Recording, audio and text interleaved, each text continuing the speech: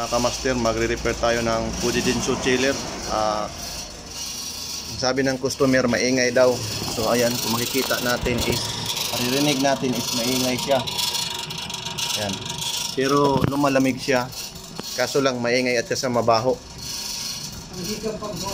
Then ito yung ano, ito yung sa loob. Nag-freezer naman siya, kaso maingay yung ano, motor. Yan.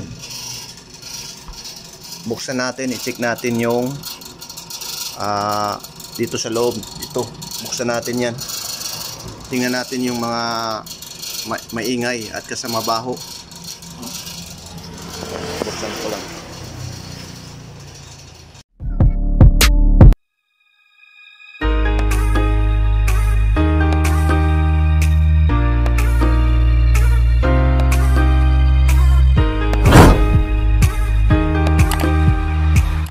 Mga master, nabuksan ko na.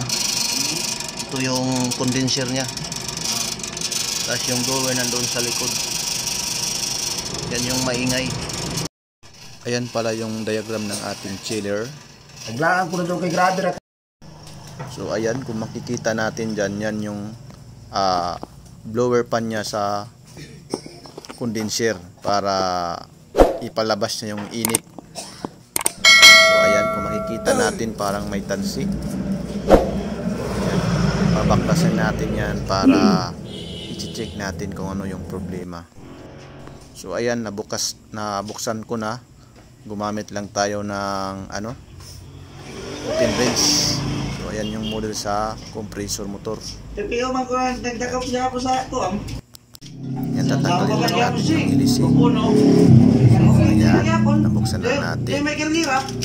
So ayan, madumi nga yung sa loob, parang may mga ano, buho, mga madudumi. So ayan, tatanggalin lang natin, baka yun lang yung problema, hindi bearing.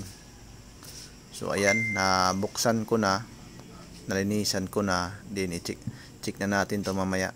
Ayan mga master, okay na. Wala nang ano, hindi pala bearing yung problema, yung sa ano, sa may motor niya, yung madumi at maraming mga dumi, parang PC.